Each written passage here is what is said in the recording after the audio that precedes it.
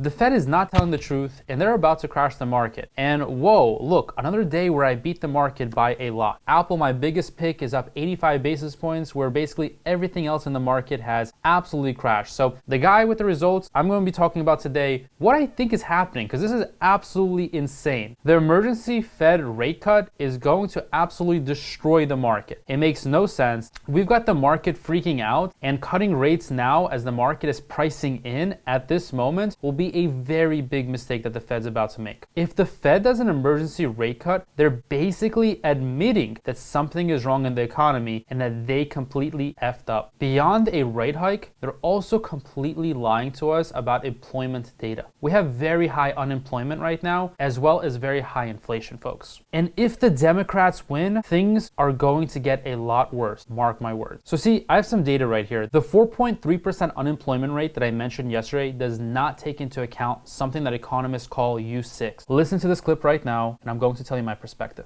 We don't like saying the phrase, "We told you so," folks, but Peter's been here telling you so for a long time.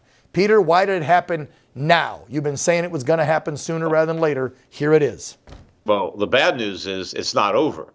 Right. But one of the catalysts was the jobs report, the horrible jobs report that came out on Friday. But you're right to be suspicious of that 4.3% unemployment number, because what they don't report is something that they call U6. And the U6 rate jumped up to 7.8%.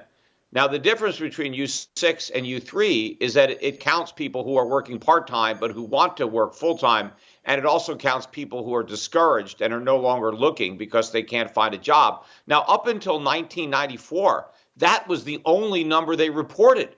So all the numbers before 1994 were U6. And I checked, and for the 52 years between 1994 and 1942, those 52 years, there wasn't a single year where the unemployment rate was higher than it is right now under Biden. So it is a lie that we have low unemployment. We have high unemployment. Right. And we also have high inflation.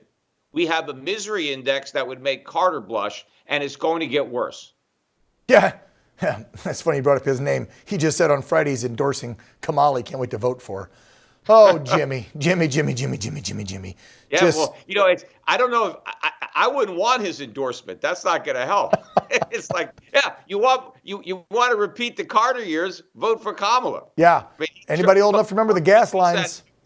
Trump should use that endorsement in his ads. Kamala, Biden, and all Democrats are going to destroy the economy because they're going to keep inflation high and unemployment high as well. Inflation will be rampant if Democrats win. And specifically, looking at things that Democrats want to implement, like higher taxes on businesses and wealthy individuals, doesn't actually stimulate the economy. That basically is economics 101. Taxing businesses is not going to help the economy whatsoever. Economics 101, and it's also not going to be creating any jobs. You can comment down below, try to prove me wrong, but I firmly believe that Kamala Harris is going to do a very bad job in our economy, because specifically we need businesses to spend more money, to hire more people, so we can have more money in everyday people's pockets so they can start spending money and stimulating the economy. And cutting rates is actually going to lead to the worst of both worlds. It's going to lead to higher inflation. And actually, if you look at it, if you cut rates right now, I actually believe that's going to cause higher interest rates over the long term. Try to put some knowledge in your guys' hands, because taking a look at the market right now, this is not really looking good at all. What I'm personally going to be doing is I'm going to be increasing the covered calls that I have in my portfolio, and I'm actually going to be going for a 50 delta. I want as much cushion as I can have right now in my portfolio, because the market just proved it today. I mean, take a look. The market basically was up most of the day, and I was doing decently well. And I'm actually pretty happy because I still ended the day way better than the S&P 500. If you take a look at QQQ down 1.5%, Tesla down 5%, just all the stocks that I'm paying attention to just down a whole lot. ETFs are down, commodities are down. Airbnb actually reported that they have a lot of supply but not that much demand, so they're down 14%. And just taking a look at the overall market, I think the best bet right now is still Apple for me, and I'm very happy that this is my biggest position because it's helping my portfolio a lot. You can see here I'm up $175,000, makes up 65% of my portfolio, and I think that overall the economy is